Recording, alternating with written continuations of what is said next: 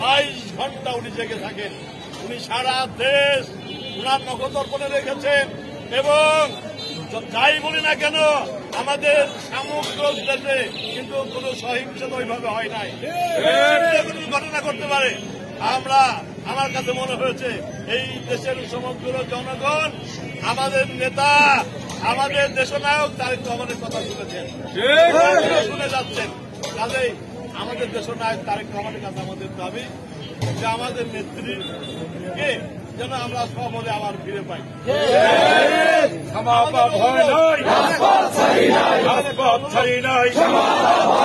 রাজবাড়ির মাটি এটা আমাদের একটা অনুরোধ। এই অনুরোধটা জানাচ্ছি কেন্দ্রে এবং আমাদের অ্যাক্টিং সবিনয়ে অনুরোধ জানাচ্ছি ওনাকে।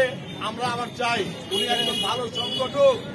উনি এই অঞ্চলের আওয়ামী লীগ ঢুকেছে, আওয়ামী লীগের লোক ওই এলাকায় ঢুকেছে, সেখানে গিয়ে সন্ত্রাস সৃষ্টি করছে এবং খামা পাকিয়ে এ পর্যন্ত আমাদের এলাকায় কোন অশান্তি করেছে?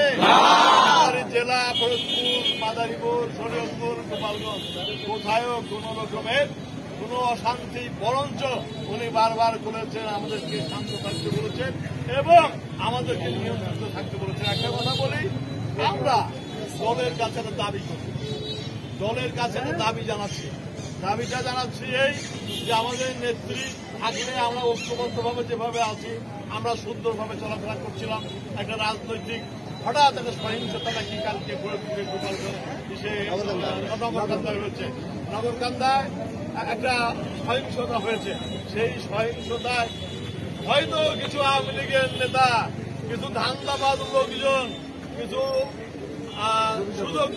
সুবিধাভোগী লোকজন তারা গিয়ে ওখানে একটা সহিংস ঘটনা করে দিতে চায়। আওয়ামী লীগ, যুবলীগ এবং ছাত্রলীগের কিছু ধান্দাবাজ লোক, আমাদের রাজনীতির মধ্যে কিছু ধান্দাবাজ লোক আছে, তাদের সাথে মিশে আবার নতুন করে খোলস বাঁধতে দিয়ে তারা আমাদের মধ্যে বিভ্রান্তি সৃষ্টি করবে। কিন্তু আমরা বিভ্রান্ত হব না। আমরা কি বিভ্রান্ত হব? কেন অত্যাচার করব? আমরা শান্তিপূর্ণভাবে থাকবো, এইটা আমাদের প্রতিশ্রুতি। তার সাথে আমাদের একটা দাবি আছে। আমাদের দাবি হল আমরা 17টা বছর এই রাজপথে আছি। কে না জানে? সবাই জানে। 17টা বছর আমরা বহু যুদ্ধ করছি আওয়ামী লীগ, যুবলীগ, ছাত্রলীগের সাথে এবং সরকার লীগ, এই সরকার লীগের সাথেও আমরা যুদ্ধ করেছি। সেই যুদ্ধে আমাদেরকে নেতৃত্ব দিয়েছেন কে?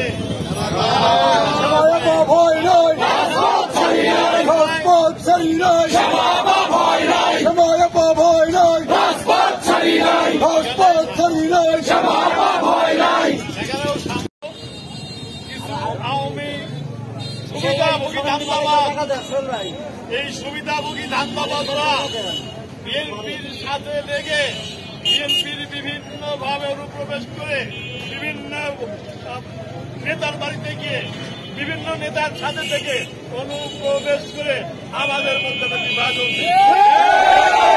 কিন্তু ওই আওয়ামী লীগের, ওই ছাত্রলীগের, ওই যুবলীগের লোকদেরকে বলতে চাই আপনারা আমাদের মধ্যে আসবেন না।